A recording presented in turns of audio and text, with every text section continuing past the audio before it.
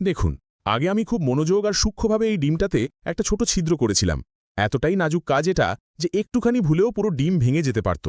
তারপর একটা ইনজেকশনের সাহায্যে আমি ডিমের ভেতরের সব তরল ধীরে ধীরে বের করে দিয়েছিলাম, যাতে তার খোলস ফাঁকা হয়ে যায় কিন্তু ভাঙে না। এখন আসল শিল্প শুরু হয়। আমি যে কলম ব্যবহার করেছিলাম তাতে একটা বিশেষত্ব ছিল।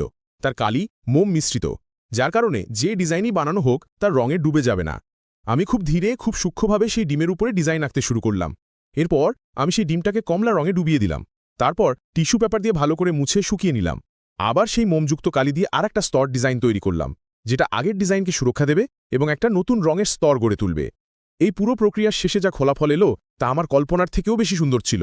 আমার নিজেরই বিশ্বাস হচ্ছিল না যে এটা এতটা অসাধারণ লাগতে পারে। এরপর পরবর্তী ধাপ ছিল পুরো ডিমটাকে গভীর লাল রঙে ডুবিয়ে দেওয়া। ডিম পুরোপুরি রঙে ডুবে যাওয়ার পর তার সৌন্দর্য আরও ফুটে উঠল।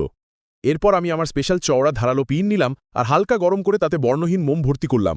যেখানে যেখানে আমাকে শেষের কালো রং থেকে বাঁচাতে হবে সেখানে সেখানে মোমের স্তর দিয়ে দিলাম। এখন এলো শেষ রং, কালো।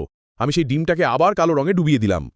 সবকিছু হয়ে যাওয়ার পর আমি ধীরে ধীরে মোমবাতির শিখায় মোম গলিয়ে টিস্যু পেপার দিয়ে পরিষ্কার করলাম, এবং এখন যা ফলাফল সামনে এলো তা সত্যিই মনকে চমকে দেওয়ার মতো ছিল। এক সাধারণ ডিমের ওপর তৈরি হলো এই অসাধারণ শিল্প। দেখে আপনিও বলবেন, বাহ, এটা তো সত্যিই চমৎকার। এই পুরো প্রক্রিয়ায় একটা পুরো দিন লেগে গেল, কিন্তু প্রতিটা মুহূর্ত তার উপযুক্ত ছিল। এখন প্রশ্ন হচ্ছে, আপনি কি এমন কিছু নিজের বাড়িতেও তৈরি করতে চাইবেন?